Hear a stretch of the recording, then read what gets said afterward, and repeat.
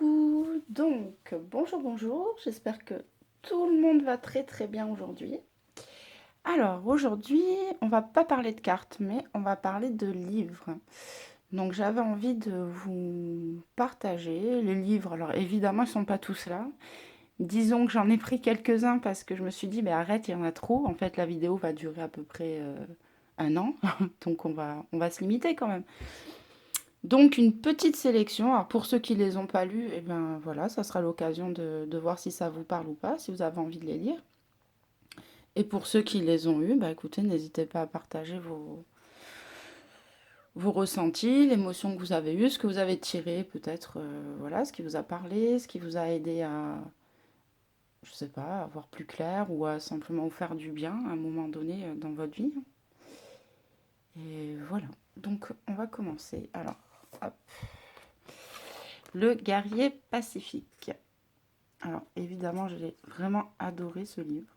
Vraiment, vraiment, vraiment très sympa sur la maîtrise de soi, sur la patience, sur le pourquoi du comment, sur les cycles. Enfin, moi, j'ai beaucoup aimé.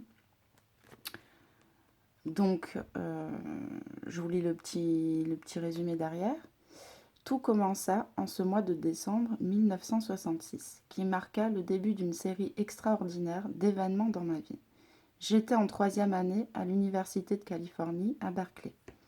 Un jour, à 3h20 du matin, dans une station-service ouverte toute la nuit, je rencontrai pour la première fois Socrate. Cette rencontre fortuite, ainsi que les aventures qui ont suivi, allaient changer ma vie. J'en lis pas plus, je vous laisse voir déjà si les quelques mots vous ont donné envie ou pas. Mais super chouette, ouais. Voilà pour celui-ci, le prix 5,70 pour celui-ci. Alors après, alors évidemment, je ne les ai pas sortis, mais je pense que vous les connaissez. Euh, la trilogie des conversations avec Dieu, hein, bien sûr. Donc bon, vous les trouverez pas dans la pile, mais évidemment, je les ai. Enfin évidemment, non, après tout, il y en a qui n'ont pas lu, et c'est très bien comme ça. Mais voilà, moi, je sais que c'est des livres que j'ai mis du temps à lire. Je n'étais pas prête. Je me souviens les avoir lus vraiment, mais ça peut se compter en années en fait, hein. J'ai vraiment pris le temps de les lire, j'y retournais, je refermais, j'y revenais, je comprenais, des fois non. Enfin, bon, jusqu'à ce que finalement je les avale les trois et que évidemment ça m'a beaucoup plu. Et un jour je suis tombée sur celui-ci. Alors lui il m'a bouleversée, mais littéralement, mais vraiment incroyable, incroyable. Bien plus que Conversation avec Dieu à la limite, parce que bah, c'est très différent, puis c'est pas emmené de la même façon. Et j'avoue que l'histoire là m'a vraiment bouleversée, vraiment. Donc, très belle surprise quand le jour où j'ai trouvé ce livre, il était tout seul, en plus il en restait qu'un, coincé entre. Enfin, vraiment très bizarre la façon dont je l'ai trouvé. Et j'ai adoré, vraiment. Alors, triste, hein, évidemment, c'est pas super gai, mais bon, il faut aimer. Donc, Mackenzie Allen Philippe, père de 5 enfants, emmène sa famille camper dans l'Oregon. Là-bas, un drame se produit. Sa plus jeune fille, Missy, disparaît. Les vêtements ensanglantés de la petite gisent sur le sol d'une cabane abandonnée, mais son corps reste introuvable. Petit à petit, Mac sombre dans une déprime abyssale, jusqu'au jour où il reçoit une lettre mystérieuse lui proposant de revenir dans la cabane de l'horreur. En ce lieu perdu dans la forêt, Mac va alors connaître une expérience mystique qui va le guider vers le corps de son enfant et la découverte du meurtrier. Enfin, hyper poignant, quoi. Autant vous le dire, je ne sais pas combien de fois j'ai pleuré, je sais plus. Mais ouais, vraiment, vraiment, vraiment beau, quoi. Vraiment. Donc celui-ci, 7,10 €. Voilà. Et bon, à voir comment si ça vous tente ou pas. Oubliez quand même de vous dire, la plus inouïe des rencontres, Dieu. Ensuite, alors pareil, bah restons dans les choses pas très gaies. Bon, de toute façon, moi j'ai une lecture assez mélancolique, hein. À croire que j'ai tendance à lire des trucs assez tristes, mais finalement qui redonnent beaucoup d'espoir et qui aident à relativiser. Voilà. Changer l'eau des fleurs, super belle découverte. J'ai vraiment, mais j'ai dévoré ce bouquin. très très vite. J'arrivais pas à le fermer en fait, j'avais besoin de lire la suite. Alors pareil, ça tourne aussi autour de la perte d'un enfant. C'est, je suppose, une chose que je dois très certainement travailler. J'attire énormément de livres là-dessus. Alors, pas dans cette vie, mais sûrement d'une autre. Mais ouais, c'est assez particulier. Mais pareil, il faut s'accrocher. Idem, on sort les Kleenex, hein. Donc, Violette Toussaint est garde-cimetière dans une petite ville de Bourgogne. Les gens de passage et les habitués viennent se confier et se réchauffer dans sa loge. Avec la petite équipe de fossoyeurs et le jeune curé, elle forme une famille décalée. Mais quels événements ont mené Violette dans cet univers où le tragique et le cocasse s'entremêlent? Après le succès des Oubliés du dimanche, un nouvel hymne au merveilleux des choses simples. Ouais, j'ai vraiment un coup de cœur quand même, hein. Donc 8,90 pour celui-ci, le texte intégral. Et ouais, une, une poussée d'espoir, on va dire, et de remise en question quand même. Et comme quoi la vie ne s'arrête pas, hein, malgré ce qu'on peut vivre comme épreuve. Alors lui, tout premier livre que j'ai lu dans ma vie. Il faut savoir qu'avant, j'étais pas du tout une lectrice. Je n'aimais pas lire, mais c'était terrible pour moi. Et un jour, mon amie Anne-Sophie, si tu me regardes, je te fais un bisou au passage, m'offre ce livre en me disant, bah lis-le, et puis voilà, tu verras que certaines choses peuvent s'expliquer, et même quand on est dans des moments difficiles, et ben on peut y arriver en fait. Et ouais, j'ai bien aimé, donc petite dédicace de ma Anne-Sophie, voilà. Et très très beau livre. Donc ça a été le premier, bah, en fait, où c'est le livre qui a déclenché chez moi l'envie de lire, mais une envie dévorante. Donc je ne sais pas combien de livres j'ai lu depuis. Et en fait, voilà, ça a été le point de départ, le déclencheur. Et rien que pour ça, déjà, je voulais vous le présenter. Donc, imaginez, vous êtes en vacances à Bali, et peu de temps avant votre retour, vous consultez un vieux guérisseur. Sans raison particulière, juste parce que sa grande réputation vous a donné envie de le rencontrer, au cas où. Son diagnostic est formel. Vous êtes en bonne santé, mais vous n'êtes pas heureux. Porteur d'une sagesse infinie, ce vieil homme semble vous connaître mieux que vous-même. L'éclairage très particulier qu'il apporte à votre vécu va vous entraîner dans l'aventure la plus captivante qui soit, celle de la découverte de soi. Les expériences dans lesquelles il vous conduit vont bouleverser votre vie, en vous donnant les clés d'une existence à la hauteur de vos rêves. Ouais, très très beau livre.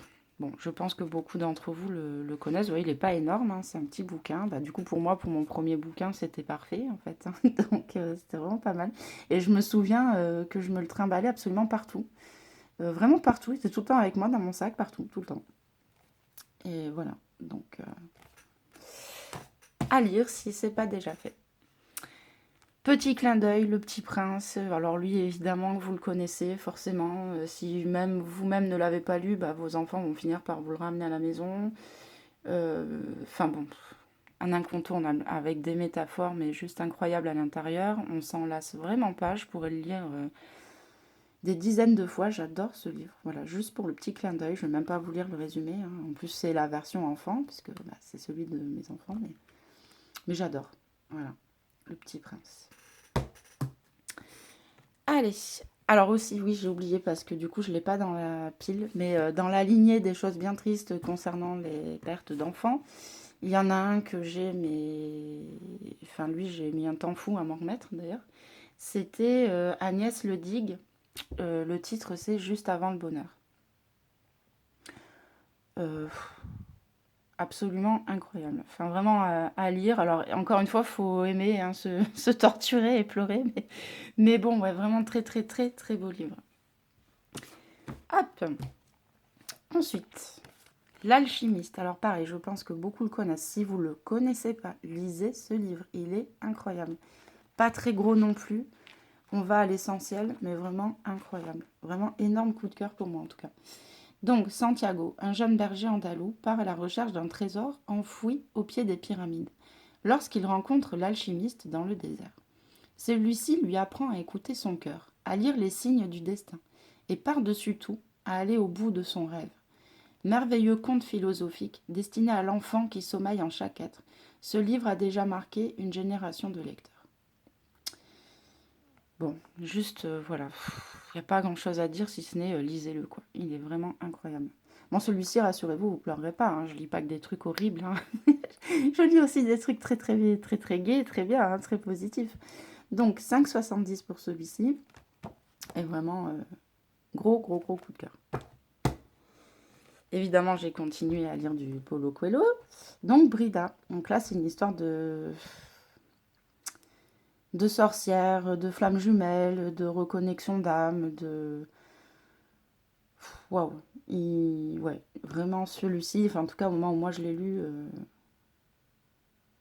ouais, il a laissé une sacrée trace quand même. Alors, Brida, jeune Irlandaise à la recherche de la connaissance, éprouve depuis toujours le profond désir d'explorer les voies de la magie et de la sorcellerie. Sa quête l'amène vers des personnages d'une grande sagesse qui lui font découvrir le monde spirituel. Elle apprend ainsi à vaincre ses peurs, à croire en la bonté de l'univers, à danser au rythme du monde. Mais l'amour s'en mêle et met Brida face à un dilemme. Est-elle prête à tout quitter pour devenir sorcière? Absolument magique ce livre. Vraiment magique. Ça me donnerait presque envie de le relire, tiens. Après, petit bouquin, pareil, je suis tombée dessus absolument par hasard, entre guillemets, mais excellent, vraiment excellent. Pareil, petit livre, mais alors, avec des leçons à l'intérieur, on se dit, c'est pas possible dans un aussi petit truc, bah si, absolument, absolument dingue. Alors, donc, le plus bel endroit du monde est ici. Iris a 36 ans et des idées noires plein la tête. Ses parents viennent de disparaître dans un tragique accident. Et en une seconde, toute sa vie a basculé. Par un après-midi froid et gris, elle songe même à en finir. Son regard se pose alors sur la devanture d'un café auquel elle n'avait jamais prêté attention auparavant. Son nom étrange. Le plus bel endroit du monde est ici. Éveille sa curiosité. L'intérieur est plus intrigant encore, comme sorti d'un rêve. Tout y semble magique, à commencer par Lucas, bel Italien, porteur d'une promesse, le bonheur. Donc pareil, top, à lire sans modération. Ensuite, donc là vraiment développement personnel à fond, hein, 7 graines de lumière dans le cœur des guerriers. Donc c'est de la communication non violente sous forme de roman. Vraiment très intéressant parce que en fait, malgré les métaphores qui sont employées dans ce livre, on retrouve plein de situations finalement de notre vie quotidienne quand on s'emballe, on s'énerve pour un rien, des conflits, des choses qui se désamorcent pas parce qu'on s'y prend pas on part pas du bon morceau et voilà, et ça dégénère et vraiment pas mal du tout, très très sympa à lire et ouais, bien très sympa. Donc il était une fois un roi dont le pays bleu était en conflit permanent avec le pays rouge voisin. Après de multiples et vaines tentatives pour résoudre le différend qui oppose les deux pays, il confie à son fils homme la mission de rétablir la paix. Sous la conduite d'un vieux sage, celui-ci entreprend un voyage initiatique qui le mène dans 7 mondes successifs, à la conquête de 7 graines de lumière. Fort de ses nouveaux talents, Homme se rend au Pays Rouge et met en pratique l'enseignement reçu. Comment réussira-t-il à réconcilier les deux royaumes? C'est ce que nous livre ce conte captivant qui invite chaque lecteur à découvrir les 7 graines de lumière. Donc 7 graines de lumière étant associées à 7 graines de sagesse, bien entendu. Mais très très sympa. Ouais. Vraiment très très chouette. Bon, on va passer à notre ami Franck Lobvé. Alors lui, il faut savoir, je l'ai lu finalement après avoir lu les 3, la trilogie des Conversations avec Dieu. Et je suis tombée sur celui-ci. Alors lui, c'est un condensé en fait, hein, en clair, voilà, en quelques, bien évidemment, bien moins gros que les Conversations avec Dieu. Mais super condensé, où voilà, il rentre clairement dans le vif du sujet, c'est clair, net, précis, en tout cas c'est son point de vue, et ça ne résonnera pas avec tout le monde, mais voilà, c'est sa vérité, pour certains, ouais, ça aide à ouvrir un autre angle de vue, et j'ai vraiment énormément aimé. Donc je sais que beaucoup le connaissent bien sûr, mais peut-être n'ont pas lu son livre, et bien sorti des vidéos YouTube et des stages qu'il fait, Son livre est vraiment pas mal. C'est un truc qu'il faut avoir sur sa table de nuit, quoi. Donc, chercher à devenir. Rien de tel pour s'éloigner de ce qui est déjà là. À méditer. Alors, d'abord, Dieu ne doit pas me remarquer. Donc ça, c'est l'élève en classe. Donc, je m'interdis de réussir, d'être magnifique, d'être trop heureux. Attention au Père Noir. Car pour plaire à Dieu, c'est mieux d'être pauvre, déshérité, humble. Bref, il vaut mieux être en galère, car il ne faut pas le déranger pour rien, le barbu. Inconsciemment, toujours, nous sommes persuadés que Dieu est pur, qu'il incarne le bien, qu'il protège les gentils. Évidemment, dès qu'on sort du fantasme bien-pensant, la logique veut que Dieu, donc l'univers, la vie, le principe, soit la totalité, pas uniquement la moitié, qualifiée de positive par les faiseurs de moutons, que sont les prêtres de toutes les confessions. Dieu est un cloporte, un assassin et une pute, la subtilité et la vulgarité. Dieu est tout. Il est inutile de faire le bien pour se protéger de la vie. Il n'y a pas une attitude qui plaise à la vie, car rien ne lui déplaît, tout est la vie. L'homme debout est le souffle d'un vent nouveau, une vision radicalement inédite et centrée sur l'humain, sans renier l'héritage de conversation avec Dieu ou le pouvoir de l'instant présent. Frank Lobvé pousse les idées jusqu'au bout de leur logique et atteint un paradigme neuf taillé sur mesure pour l'homme d'aujourd'hui. Frank Lobvé anime des stages de développement personnel en France et à l'étranger. Son talent dans les perceptions subtiles l'a fait connaître d'un large public. Donc 13 € pour celui-ci. Et vraiment à se procurer sans plus attendre parce que... Excellent quoi. On peut le relire plusieurs fois parce que voilà, des fois on va buter sur un truc parce qu'on n'est pas prêt à entendre du moins à changer notre regard sur certaines choses et y revenir plus tard et à ce moment-là tout paraît clair en fait.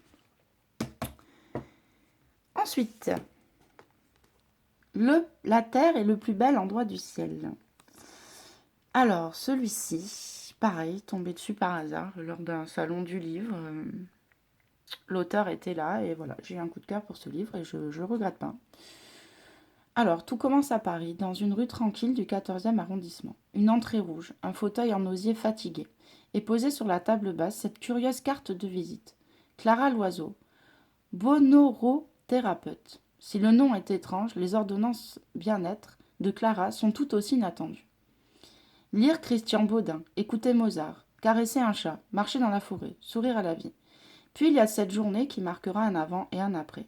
Clara apprend qu'elle a un cancer du sein. Cette épreuve nécessaire lui permettra une étonnante rencontre qui va transformer sa vision de la mort, de la vie et réveiller l'amour. Comment Clara va-t-elle danser sous l'orage ? Qui est ce rescapé des brumes de l'Alaska ? Quelles sont les mystérieuses et lumineuses forces qui nous habitent, capables de soulever des montagnes ? Un roman initiatique, magique et bouleversant, qui bousculera votre vision de l'amour et fera de la terre le plus bel endroit du ciel. Donc 14,90 pour celui-ci. Et ouais, en plus j'ai eu ma petite dédicace, donc super contente. Mais ouais, non, super. Ouais. Très beau livre. Très bien formulé, très bien tourné, pas glauque du tout. Hein, ne croyez pas que c'est une lecture glauque, bien au contraire. Super sympathique. Ensuite, le scarabée bleu. Alors déjà, j'adore parce qu'il est trop beau. D'ailleurs, c'est pour ça que je l'ai pris. Ouais, j'ai même pas lu ce qu'il y avait derrière. J'ai vu le livre, je fais wow, je veux ce livre. Alors, le scarabée bleu. Anisha, tu n'iras pas à Marrakech à ton âge. Tu as juste 16 ans et tu veux déjà quitter la terre et ta famille. Ta terre et ta famille. Qu'ai-je fait pour que ma fille soit aussi différente des autres ? Un jour, papa, tu comprendras. Anisha vit dans une oasis reculée du Maroc. Elle passe le plus clair de son temps à dévorer des livres. Seulement, en se coupant ainsi des autres et du monde, elle oublie les joies simples de l'existence. Jusqu'au jour où elle rencontre un scarabée bleu, posé sur une pivoine. L'insecte devine en elle un potentiel hors du commun. Il va alors l'entraîner dans une quête initiatique à travers Marrakech, puis Tanger, avant d'arriver en Égypte. Après bien des épreuves, Anisha va y découvrir son destin. Ce roman onirique et resplendissant est un voyage à la rencontre de notre enfant intérieur, cette partie en chacun de nous si vulnérable, belle et forte à la fois. 16 € pour celui-là et superbe histoire. J'ai absolument pas du tout regretté d'être tombée sur ce livre et de l'avoir lu, bien au contraire. J'ai vraiment adoré. Et puis, bah oui, il faut bien que ça s'arrête. Alors lui, mon livre préféré, mais sans l'ombre d'un doute, sans la moindre hésitation, sans... Voilà, c'est le livre que j'ai lu, je ne compte plus combien de fois. Et qui reste, et à mon avis, aura du mal à se faire détrôner, vu tout ce que j'ai lu derrière, et où, bon, j'ai aimé, mais voilà, ça n'a jamais déclenché ce que ça a déclenché quand j'ai lu celui-ci. Donc, de Sabrina Philippe, que j'ai rencontrée aussi, puisque j'ai aussi eu ma petite dédicace. Donc, trop contente, bien sûr. Et voilà, tu verras, les âmes se retrouvent toujours quelque part. Alors là, on est à fond dans les flammes jumelles, les rencontres mystiques, l'amour, mais sous une forme qui est loin de celle qu'on s'imagine, en fait, puisque c'est beaucoup de souffrance, finalement. Mais vraiment incroyable. Vraiment une rencontre, on peut le dire, bouleversante. Alors, hop. Elle est encore jeune, un peu connue, mais déjà lasse. Elle parle d'amour à la télévision, mais peine à trouver du sens à sa propre histoire. Un jour, ses pas la guident vers l'île Saint-Louis, dans un café. Elle fait une rencontre qui va bouleverser sa vision du monde, de l'amour et transformer sa vie. Elle a les cheveux blancs et les yeux clairs. Autrefois journaliste, elle a cherché l'amour dans les bras d'hommes qui l'ont plus ou moins aimée, jusqu'à ce que l'évidence d'une rencontre éclipse toutes les autres. Dans un café de l'île Saint-Louis, elle est venue trouver la jeune femme qui parle d'amour pour lui transmettre une révélation. Il a des boucles brunes et un regard noir. Il se souvient des temps anciens de leur rencontre. Il sait que leur amour est au-delà de l'amour, car ils sont âmes sœurs. Dans ce café de l'île Saint-Louis, ils se sont croisés une fois de plus. Mais ils devront attendre, encore attendre, toute une vie pour s'unir à jamais. Bon, alors celui-là, je sais même pas quoi vous dire. Enfin, si ce n'est que, voilà, si ce titre vous parle, parce que moi je sais que je l'ai acheté comme ça. J'ai vu le titre et encore une fois, j'ai même pas tourné. En fait, d'habitude, voilà, on regarde derrière, on se dit ouais, bon, on feuillette, je le prends pas. Clairement, ce livre était posé. J'ai vu le titre, j'ai dit waouh, ok, bon, bah très bien, c'est toi. Et en fait, c'est une évidence. Enfin voilà. Donc alors lui, mon numéro 1, toujours pas détrôné depuis des années. Et je vous le conseille, simplement si le titre vous parle. Dans ce cas, allez-y. Bon, bah voilà, je pense que c'est déjà pas mal. On va pas vous enfourrer trop dans la tête. Après, la lecture, de toute façon, c'est quelque chose de très personnel. Il faut que ça... C'est pour ça que j'offre jamais de livres, parce que c'est particulier. Moi, je dis qu'il faut... Ouais, il faut un ressenti, un feeling avec le bouquin, avec ce qui dégage, et puis avec notre histoire, hein. Comme je vous dis, on a des attirances. Faut pas chercher à comprendre pourquoi, c'est comme ça.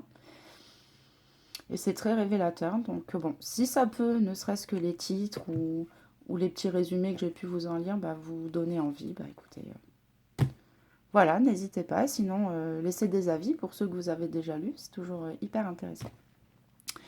Voilà, bah, je vous fais un gros bisou et puis bonne lecture. À bientôt.